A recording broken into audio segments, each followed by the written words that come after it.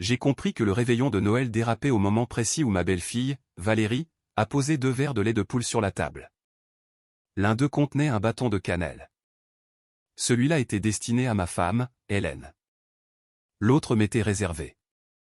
J'ai vu Valérie nous tourner le dos. Sa main a hésité, juste une seconde. Puis, un petit comprimé a disparu dans le verre d'Hélène. Personne n'a rien remarqué. Tout le monde riait aux éclats. Je suis resté là, pétrifié, me demandant pourquoi, dans une maison pleine de lumière de fête, j'étais forcé de choisir entre le silence et la ruine de toute la soirée. Avant de poursuivre, je vous invite à vous abonner à la chaîne pour ne rien manquer des prochaines histoires de famille dramatiques. Et si vous écoutez cette histoire sur votre téléphone, votre ordinateur ou votre télévision, laissez un commentaire pour me le faire savoir. Maintenant, continuons avec ce qui s'est passé juste après ce moment où les verres de lait de poule ont été échangés. Après cet instant, je n'ai pas dit un mot. Des années dans mon métier d'enquêteur d'assurance m'avaient appris ceci, certains détails n'apparaissent qu'une seule fois, et si vous les manquez, la vérité referme discrètement la porte. J'ai regardé autour de moi dans le salon.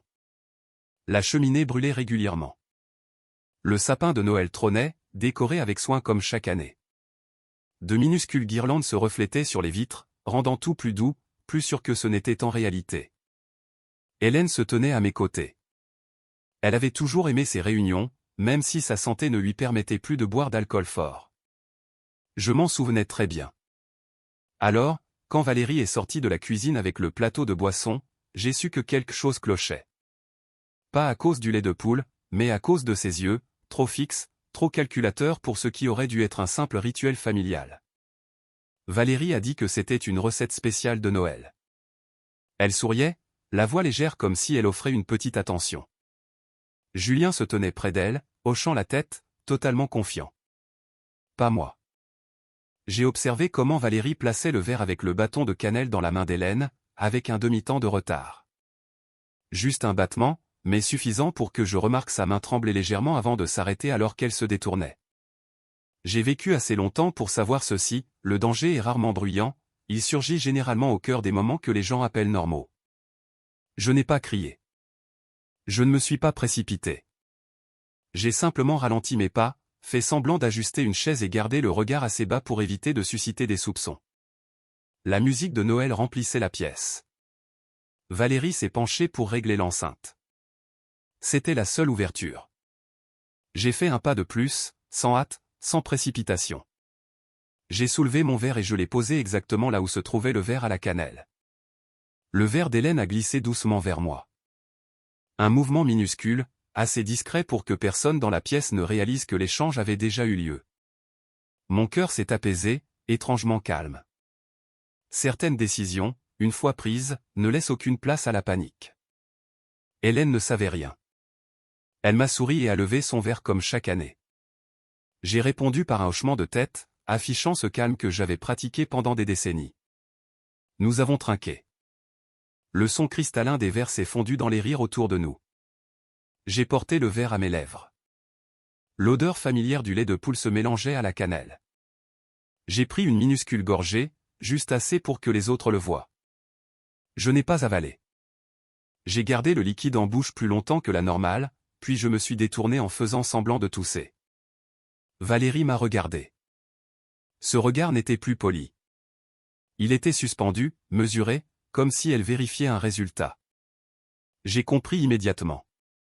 Je me suis baissé, feignant de chercher une serviette, et j'ai discrètement recraché la substance étrangère dans un flacon de médicaments vide que je porte toujours sur moi. Je n'étais pas sûr de ce que je détenais, mais je savais que cela n'avait rien à faire dans cette boisson. Hélène a posé son verre plus tôt que d'habitude. Elle a dit qu'elle se sentait un peu fatiguée. Valérie est intervenue aussitôt, son inquiétude soigneusement dosée pour que les autres l'entendent. Elle a suggéré qu'Hélène monte se reposer tôt parce que Noël est long et que tout le monde a besoin de force. Julien a acquiescé, pensant que c'était de la gentillesse. Pas moi. J'ai posé ma main sur le dossier de la chaise et je me suis levé lentement. J'ai dit qu'Hélène avait juste besoin de rester assise encore un peu, qu'elle allait bien. Ma voix est restée égale. Pas de dispute. J'ai senti quelques regards se tourner vers moi comme si j'avais interrompu un plan invisible. L'atmosphère dans la pièce a changé. Personne ne l'a dit tout haut, mais la chaleur de tout à l'heure s'était évaporée. Je l'ai vu quand la main de Valérie s'est crispée un instant, puis s'est relâchée. Elle s'est tournée vers moi et a souri à nouveau, mais ce sourire n'atteignait jamais ses yeux. Je me suis rassis à côté d'Hélène, mon verre toujours à la main. Je n'ai plus bu. J'ai laissé le temps passer, écoutant la musique, les conversations et les brefs silences entre les deux. À chaque minute, j'en devenais plus certain. Échanger les verres n'était pas seulement un instinct. C'était une ligne de démarcation, et je venais de la franchir. Alors que les lumières du sapin se reflétaient dans le lait de poule dans ma main, j'ai compris quelque chose clairement, cette nuit de Noël ne se terminerait pas comme les autres. Pas à cause des cadeaux, ni des vœux, mais parce que quelque chose avait été exposé, même si personne d'autre ne pouvait encore le voir. J'ai gardé le flacon dans la poche de ma veste tout le reste de la soirée, comme si le lâcher risquait de tout faire dérailler. La musique de Noël est passée à un air plus rapide. C'était l'heure d'ouvrir les cadeaux. Les gens se sont déplacés vers le sapin, traînant des chaises, s'appelant par leur prénom. Personne n'a remarqué que j'avais reculé d'un demi-pas, juste assez pour me tenir en dehors de ce cercle d'excitation. Hélène s'est installée dans son fauteuil habituel. J'ai posé ma main sur son épaule et je lui ai murmuré qu'elle pouvait prendre son temps, que rien ne pressait. Elle a hoché la tête. Ses yeux paraissaient fatigués, mais confiants. Ce regard me disait tout. Je ne pouvais pas agir trop vite. Si je me trompais, je gâchais la fête. Si j'avais raison, alors le silence était pour l'instant la seule chose qui protégeait tout le monde. Valérie s'activait parmi les invités, distribuant les paquets. Elle parlait plus fort que d'habitude, soulignant qu'Hélène semblait épuisée et que l'âge n'était pas une plaisanterie. Quelques personnes m'ont jeté des coups d'œil, un mélange de curiosité et de doute. Je n'ai pas discuté. J'ai juste souri, le sourire calme d'un mari un peu trop protecteur. Puis Valérie a ajouté quelque chose d'autre, très légèrement, elle a dit que je devrais probablement faire vérifier ma santé moi aussi, car j'avais eu des oublis ces derniers temps. Ce commentaire ne m'était pas directement adressé, mais je savais exactement à qui il était destiné. Julien se tenait près d'elle, mal à l'aise. Il n'a pas protesté, il n'a pas acquiescé non plus. Cette hésitation de mon fils m'a fait plus de mal que n'importe quelle attaque directe. J'ai quitté le salon, disant que j'avais besoin de piles de rechange pour l'appareil photo. Personne n'y a prêté attention. Le bureau au bout du couloir était calme, éclairé par une lampe jaune tamisée. J'ai fermé la porte, je me suis assis à mon bureau et j'ai ouvert le flacon. Le comprimé reposait au fond, neutre, sans couleur, sans odeur. J'en avais vu assez pour savoir qu'il n'était pas inoffensif. J'ai sorti mon téléphone et j'ai envoyé un message au docteur Lefebvre. Nous avions travaillé ensemble pendant des années avant qu'il ne se consacre entièrement à la médecine. Je n'ai pas donné beaucoup d'explications. J'ai envoyé une photo du cachet et un message court, s'il te plaît, confirme. Interaction dangereuse avec un traitement cardiaque. J'ai posé le téléphone et j'ai ralenti ma respiration de la même manière que je le faisais autrefois en révisant un plan complexe ligne par ligne. En attendant, j'ai ouvert un tiroir et j'ai sorti un vieux dossier. Je ne l'avais pas gardé ici par hasard. Quelques semaines plus tôt, Valérie avait proposé de réorganiser les papiers de famille. Elle disait que ce serait plus facile pour tout le monde. J'avais accepté, mais je ne lui avais jamais laissé le contrôle total. Des ébauches de testaments révisés, des exercices de signature, des notes griffonnées dans les marges. Tout pointait dans la même direction, réduire mon rôle, écarter Hélène des décisions. Mon téléphone a vibré. Lefebvre confirmait, dose élevée de Risperdal, inappropriée, particulièrement dangereux en combinaison avec des médicaments pour le cœur. J'ai lu le message 2 fois, non pas parce que j'en doutais, mais parce que je devais m'empêcher de réagir trop violemment. À partir de ce moment-là, ce n'était plus un malentendu. Je suis retourné au salon. Les rires étaient toujours là, mais plus ténus. Déconnecté, je me suis tenu au bord de la pièce et j'ai observé. Valérie chuchotait à l'oreille de Julien. Sa main reposait sur son bras. Elle a dit quelque chose qui l'a fait hocher la tête. Puis Julien s'est avancé et a élevé la voix pour demander l'attention de tous. « Papa » a-t-il dit en me regardant avant que nous n'ouvrions le dernier cadeau. Valérie et moi voulons partager quelque chose. Un cadeau de Noël spécial. La pièce est devenue silencieuse. Hélène a levé les yeux, confuse. Je me suis placé à ses côtés. Je n'ai pas interrompu Julien.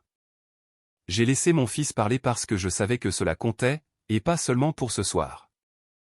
Il a parlé de responsabilité, de l'avenir de la famille, de s'assurer que les choses soient gérées avec stabilité. Il utilisait des mots rassurants, des mots raisonnables. J'ai entendu mon nom associé à des expressions comme pression récente et fatigue. Je n'ai pas réagi. J'ai juste observé Valérie. Elle évitait mes yeux, mais son sourire était parfait, entraîné. Quand Julien a fini, j'ai parlé juste assez fort pour que toute la salle m'entende. J'ai dit qu'avant toute annonce, j'avais moi aussi un cadeau, pas pour une seule personne, mais pour toute la famille. J'ai sorti mon téléphone, mais je ne l'ai pas encore allumé. Au lieu de cela, j'ai posé le flacon avec le comprimé sur la table, juste au milieu des cadeaux soigneusement emballés. J'ai parlé lentement. J'ai dit, il y a des cadeaux qui ne devraient pas être ouverts avant d'avoir compris d'où ils viennent. Je n'ai pas accusé. Je n'ai pas tiré de conclusion. J'ai seulement posé des questions. La pièce s'est figée. J'ai senti la tension monter, mais j'ai gardé ma voix stable. J'ai dit que j'avais besoin de quelques minutes avant d'aller plus loin. Personne ne s'est opposé, peut-être parce que tout le monde le sentait, cette nuit avait déjà pris un tournant irréversible. Je me suis tourné vers Hélène et j'ai pris sa main. Elle me regardait, inquiète, mais confiante. Et j'ai su alors qu'il n'y avait pas de retour en arrière possible. Pas par orgueil, mais parce que certaines choses, une fois qu'on les voit, on ne peut plus jamais faire semblant qu'elles n'ont pas existé. Je n'ai attendu la permission de personne. Alors que la pièce était toujours verrouillée dans ce silence tendu, le téléphone dans ma main a vibré une fois de plus. Lefebvre envoyait un dernier message court confirmant chaque risque possible si Hélène avait pris ce cachet. J'ai éteint l'écran comme on clôt la dernière étape d'une vérification. À partir de ce moment, je ne parlais plus sur la base d'un doute. J'ai regardé Julien. Puis j'ai regardé Valérie. J'ai dit qu'avant que la famille n'écoute d'autres projets, je voulais que tout le monde voie quelque chose d'enregistré non par l'émotion, mais par le temps. Je me suis dirigé vers le téléviseur près de la cheminée et j'ai connecté mon téléphone. Personne ne m'a arrêté. Peut-être parce qu'ils le sentaient tous, nous étions sur un seuil et personne ne voulait être le premier à reculer. L'écran s'est allumé. La vidéo a commencé. Des images de surveillance de l'extérieur de mon bureau datant de 3 semaines. Ce n'était pas cinématographique, ce n'était pas soigné, mais c'était assez clair pour reconnaître les visages et les voix. Valérie est apparue à l'écran, assise face à un homme que je n'avais jamais vu. Sa voix était basse, ferme, sans hésitation. Elle parlait de réduire notre influence, de rendre les décisions financières plus maniables. Elle mentionnait l'âge, la santé, la nécessité de fermer les vieilles portes. Je me tenais là, écoutant chaque phrase comme un briefing froid, non pas sur un projet, mais sur ma propre famille. Personne dans le salon ne parlait. J'entendais la respiration discrète d'Hélène à côté de moi. Julien restait immobile. Je ne me suis pas tourné pour regarder mon fils. J'ai laissé la vidéo finir de dire ce qu'elle avait à dire. Quand l'écran est devenu noir, j'ai éteint la télévision et j'ai fait face à l'assemblée. Je n'ai pas haussé le ton. J'ai dit que certains plans sont construits très soigneusement mais s'effondrent à cause d'un petit détail, comme un verre que l'on échange. J'ai placé le flacon sur la table, à côté de la télécommande. 2 petits objets, suffisants pour relier chaque fil lâche de cette nuit. Valérie a parlé la première. Elle a dit que j'avais mal compris, que la vidéo était montée, que je surréagissais. Elle s'est tournée vers Julien en cherchant du soutien. Julien l'a regardé, puis m'a regardé.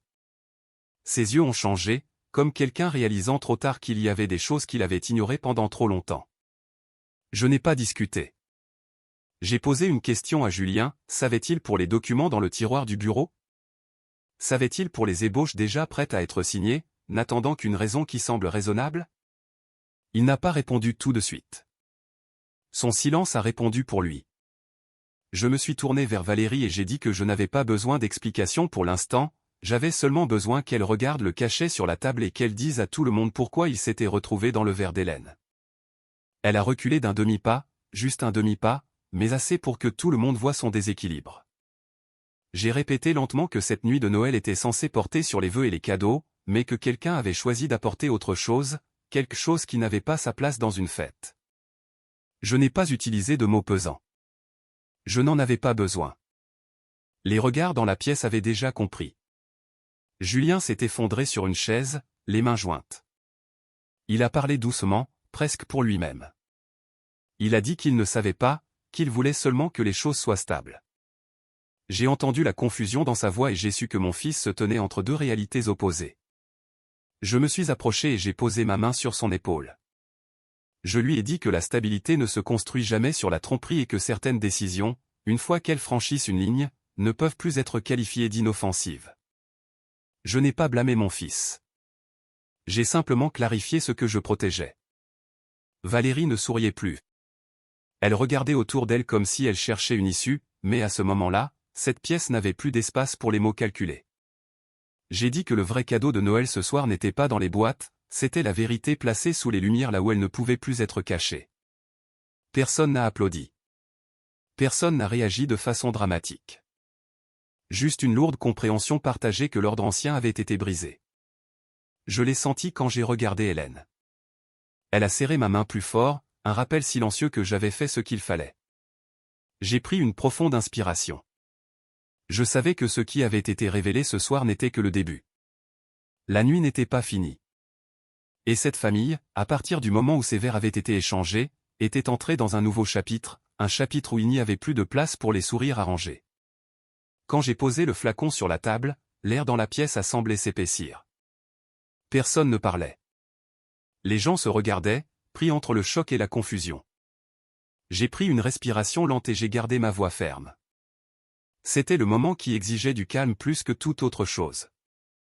Un mot de travers pouvait tout briser. Un mauvais geste pouvait détruire Noël complètement. Je me suis tourné vers Julien. Mon fils était toujours là, le visage déchiré entre la confusion et la peur. J'ai parlé doucement, lui disant que j'avais besoin qu'il comprenne exactement ce qui s'était passé. Je lui ai tendu les papiers que j'avais sortis du tiroir, ébauche, testament, notes, signature d'entraînement. Je lui ai dit que c'était la preuve indéniable du plan de Valérie pour nous écarter, Hélène et moi, de nos propres vies. Ses mains tremblaient en les tenant. J'ai vu la déception et l'effroi défiler dans ses yeux. Valérie a ouvert la bouche, essayant d'expliquer, de se justifier, mais chaque mot rendait la vérité plus pesante. Je n'ai pas débattu avec elle. Je n'en avais pas besoin. Je me suis avancé, j'ai ramassé le flacon et je l'ai placé au centre de la pièce. Puis je l'ai regardé droit dans les yeux. Ceci, ai-je dit calmement, est le cadeau de Noël que ma belle-fille a préparé pour ma femme. Tu la voulais inconsciente, et la seule raison pour laquelle personne n'a été blessé, c'est parce que je l'ai remarqué. La pièce est retombée dans le silence. Hélène s'est enfoncée légèrement dans son fauteuil, sa main serrant la mienne. J'ai vu de la peur dans ses yeux. De l'inquiétude. J'ai expiré, mais je n'ai pas lâché sa main. Je n'avais pas besoin de remerciements. Tant qu'elle était en sécurité, cela suffisait. Je me suis retourné vers Valérie, la voix glaciale, tu as mis tout le monde en danger pour ton propre profit, et maintenant tout est exposé. C'est alors que Valérie a hurlé quelque chose que je n'aurais jamais imaginé, Julien, ce n'est pas ton vrai fils. La pièce a éclaté sous le choc. Julien a reculé d'un pas, les yeux écarquillés, la bouche bée. Je l'ai regardé et j'ai parlé lentement, c'est vrai. Tu n'es pas mon fils biologique, mais mon amour pour toi a toujours été réel. C'est là toute la différence entre elle et moi. J'ai senti mon cœur battre la chamade, mais ma voix n'est pas montée. Je n'avais pas besoin de colère. La vérité suffisait. Julien tremblait en s'approchant de moi. J'ai posé ma main sur son épaule, ferme, stable. Je lui ai dit qu'à partir de maintenant, tout devait être transparent. Plus de complot, plus de tromperie. Les invités ont commencé à quitter la pièce. Des chuchotements, des regards fuyants. Personne ne voulait rester dans un espace déchiré par la vérité et le ressentiment. J'ai compris que ce que Valérie avait fait n'avait pas seulement gâché Noël, cela avait créé des fractures qui ne guériraient pas rapidement. J'ai appelé la police. Valérie a été escortée hors de la maison. Elle a résisté bruyamment. Je n'ai pas interféré. Certaines choses doivent être traitées de la bonne manière. Julien se tenait à mes côtés, observant la scène. J'ai vu quelque chose changer dans ses yeux, une prise de conscience mêlée de regret. Quand la maison s'est enfin calmée, je me suis tourné vers mon fils. Je lui ai dit que je comprenais comment la trahison peut rendre une personne en colère, perdue, instable. Mais je lui ai aussi dit ceci, que nous partagions le même sang ou non, il est mon fils. L'amour et la responsabilité ne se construisent pas sur la génétique. Ils se construisent sur les actes, sur l'attention, sur l'honnêteté. Julien m'a regardé, les yeux humides. Sa voix tremblait, « Papa, je comprends maintenant. Je n'ai jamais voulu vous perdre, maman ou toi. » J'ai hoché la tête. Le lien n'était pas totalement réparé, pas instantanément, mais c'était le premier vrai pas. Je lui ai rappelé qu'échanger les verres n'était pas seulement pour protéger sa mère, c'était pour protéger la famille, protéger la vérité, protéger une confiance qui avait failli s'effondrer. Je n'étais pas en colère, juste ferme. Julien a baissé la tête, silencieux, saisissant enfin le poids de tout ce qui s'était passé. Cette nuit-là, la maison brillait encore de mille feux. Le sapin scintillait toujours, mais tout semblait différent. Après le départ des invités et le coucher d'Hélène, Julien et moi sommes restés assis ensemble. Nous avons parlé calmement, lentement, sans précipitation. Je lui ai dit qu'à partir de maintenant, il n'y aurait plus de secret. Chaque décision serait bâtie sur la confiance. Quelques semaines plus tard, Julien s'est réinstallé chez nous. Nous avons réorganisé les documents ensemble, tout était clair, tout était ouvert. Je lui ai finalement dit pourquoi j'étais resté silencieux, pourquoi j'avais échangé le lait de poule ce Noël-là, pas pour punir, pas pour contrôler, mais pour protéger sa mère, pour protéger la famille, pour protéger la vérité. Il a compris. Il a réalisé qu'un simple geste nous avait sauvés de quelque chose de bien pire. Puis, un soir de calme, Julien m'a apporté un verre de lait chaud au lieu d'un café. Il a dit doucement, « Papa, merci d'avoir échangé le lait de poule cette nuit-là. Je suis ton fils. » J'ai souri, j'ai pris le verre et je l'ai bu jusqu'à la dernière goutte. Cette fois, je savais que ce qui m'était offert l'était avec un amour sincère. Pas de mensonge, pas d'intention cachée. Cette nuit de Noël ne s'était pas terminée parfaitement, mais elle avait marqué un tournant. Une mise à nu, une confrontation et le début de la guérison. Notre famille n'est pas redevenue ce qu'elle était autrefois, mais la vérité et l'attention authentique sont devenues les fondations pour reconstruire la confiance. J'ai regardé Hélène à mes côtés. J'ai regardé Julien tenant ce verre de lait, et j'ai su qu'une petite décision silencieuse, prise exactement au bon moment, avait sauvé notre famille d'un désastre bien plus grand que tout ce que les lumières ou les cadeaux pourraient jamais cacher. Quelques semaines après cette nuit de Noël chaotique, l'atmosphère dans notre maison était complètement différente. Plus de musique de fête constante, plus de sourires forcés, plus de regards méfiants. À la place, il y avait un autre type de silence, pas pesant, mais stable, calme, un silence porteur de soulagement et d'un sentiment de contrôle retrouvé. Hélène était encore fragile, mais elle se reposait enfin et était soignée de la bonne manière. Son sourire était revenu, doux, mais vivant à nouveau. Julien était revenu vivre à la maison. Je pouvais dire que ce n'était pas seulement pour vivre en famille, c'était sa façon de se confronter à lui-même, d'assumer ses erreurs, d'apprendre à recommencer. Nous avons commencé à tout réorganiser ensemble, les documents de succession, les accords financiers, tout ce qui touchait au patrimoine. Pas de secret, pas d'agenda caché. J'ai guidé Julien à travers chaque étape, chaque décision sur laquelle j'étais resté silencieux, chaque action que j'avais entreprise pour protéger cette famille. Il a écouté. Il a vraiment écouté.